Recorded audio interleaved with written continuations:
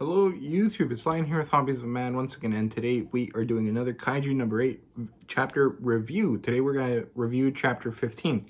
Now I do apologize for the delay. I usually do these on Saturday and much earlier in terms of upload time, but I just didn't have time this weekend.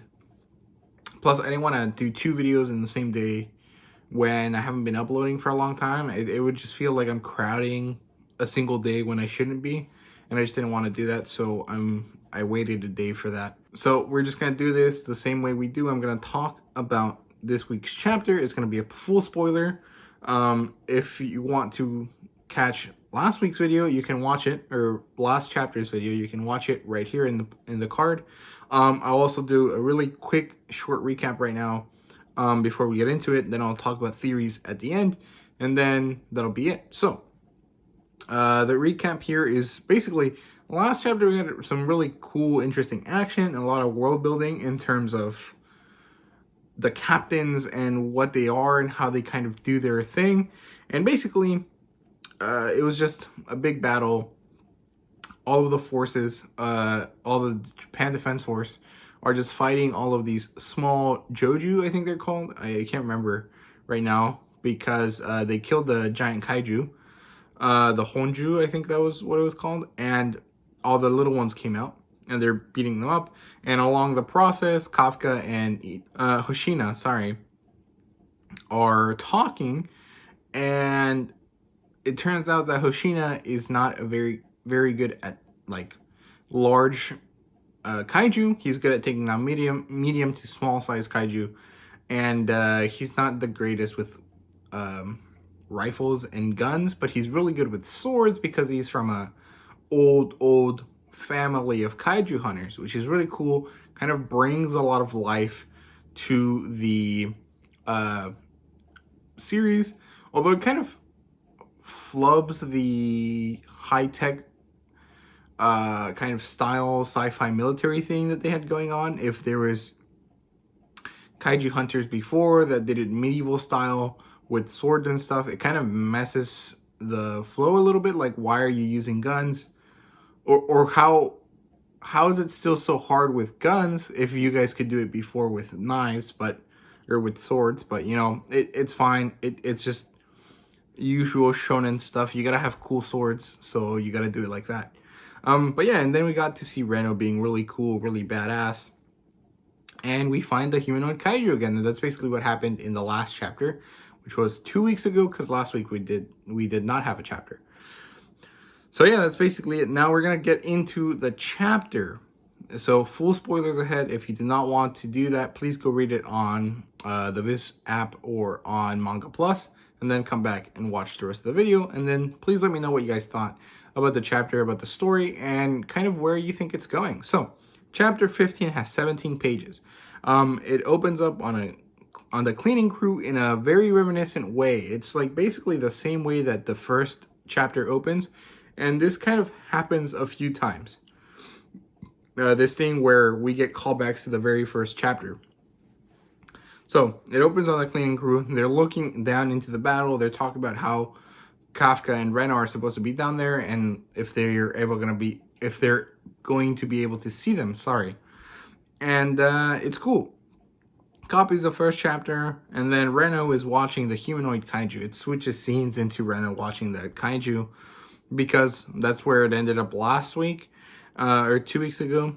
And they're looking at him like not knowing what's going on because he's like chilling, looking at the kaiju and just kind of complaining, like muttering to himself. Iharu, which is the guy that has the sides shaved off and has really wild spiky hair on top, doesn't really know what's going on, so he tells the kaiju, hey man, it's not really safe here, you should probably leave. The kaiju turns around and he points a finger at him like this, and then something explodes out of his finger and it shoots Iharu, like right here above the heart. And, you know, bit of a panic kind of comes over Iharu and Reno. And, you know, Reno tells him to chill out. He's like, hey man, you know, calm down. You need to let your suit do the healing for you so that you can get back on task and, you know, we can figure this out. And basically,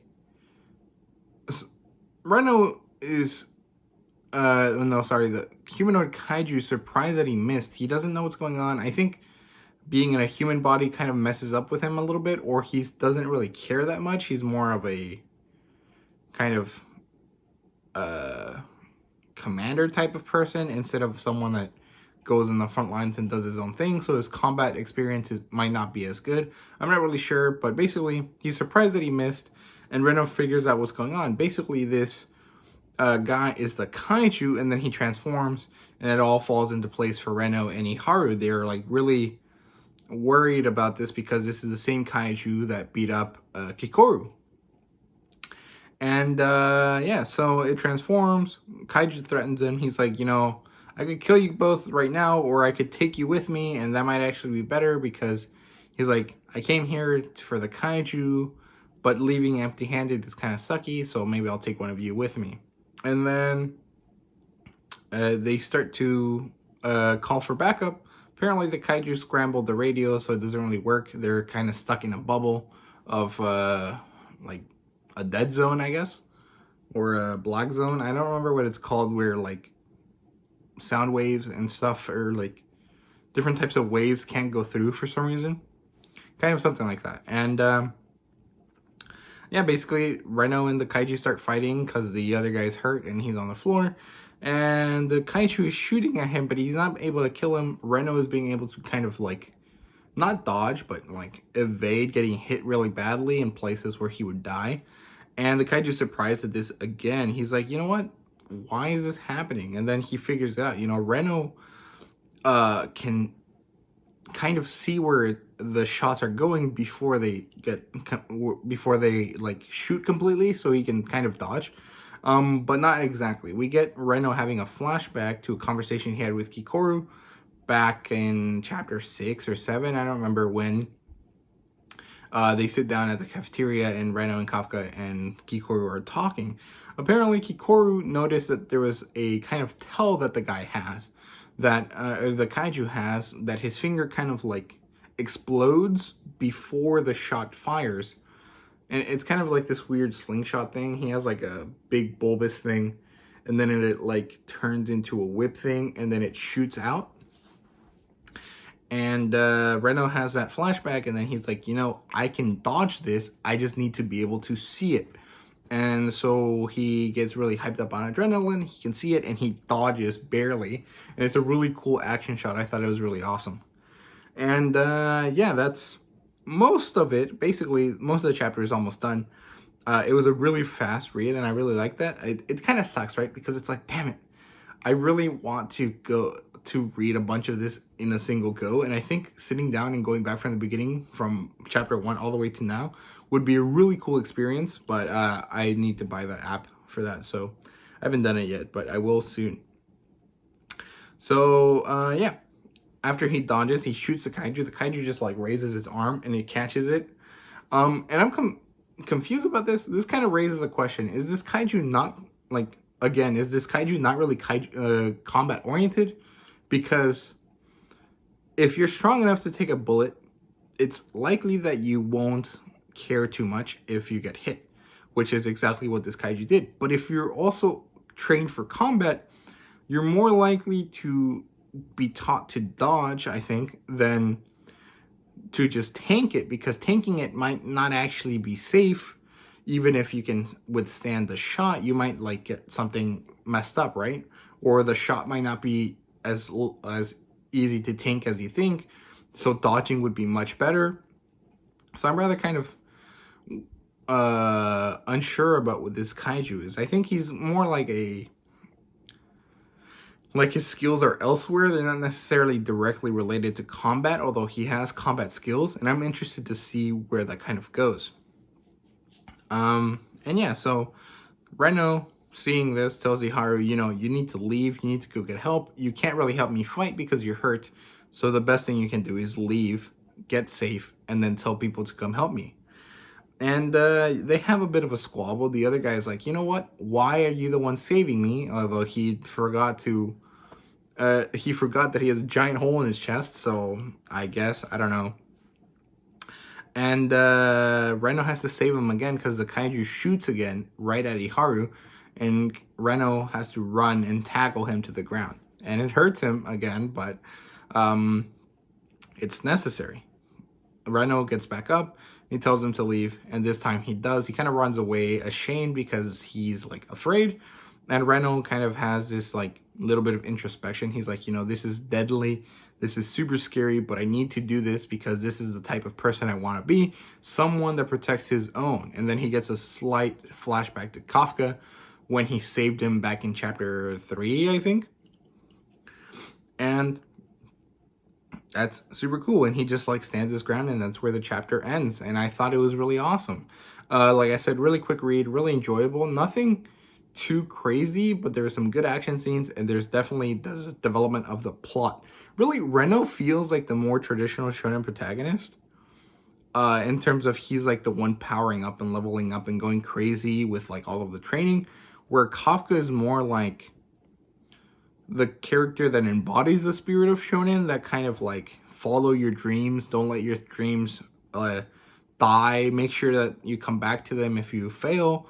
Failure is okay as long as you get back up and continue to work towards your goal. You know, that kind of spirit of shonen. I think Kafka embodies that more, and Reno is more of the traditional like power leveling aspect, that cultivation kind of aspect to it. And I think that really works. I don't know if Kikoru is supposed to kind of have a different place and a different kind of spirit of you know, a shonen, if she's supposed to signify something else within the same kind of realm of possibility, but I'm not really sure, and I don't really think so. She's really just like the female character that all shonen has because it has to. And yeah, so theories now. I don't know, I don't think of much. I can't really think of anything that would happen. The closest thing to a theory that I have is that basically Reno is the main character for the next couple chapters, and that Kafka is gonna be around in the background, but it's really Reno's time to shine. He hasn't gotten any character development besides the first chapter or two, and it's like his turn now because, you know, Kafka had a bunch, then Kikoru had a bunch, and now it's Reno's time. And, you know, if you're gonna have a cast of characters, you need to develop each of them, and that's basically how it works. Like, you introduce a character, you give his backstory, and then you introduce another character, you introduce their backstory, and then you do that until you have a bunch of characters, and then you guys go on an adventure together, and then those guys go on an adventure together, and then that's kind of how shonen works. But it's like Reno's turn right now, although he was introduced all the way at the beginning, so it's kind of exciting, and I'm really interested to see where it goes. I don't know, I think I kind of want it to get to the point where Kafka is, you know, outed as a kaiju, and I want to see what happens, but it's probably going to be a while away. That's going to probably be the big climax of this big first arc that we get.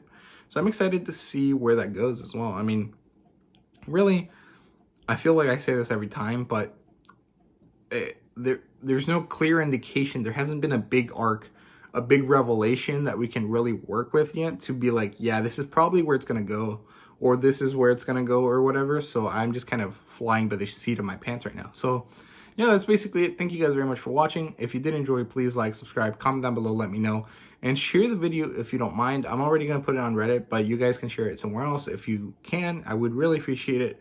Also, thank you everyone that supported me on 250 subscribers.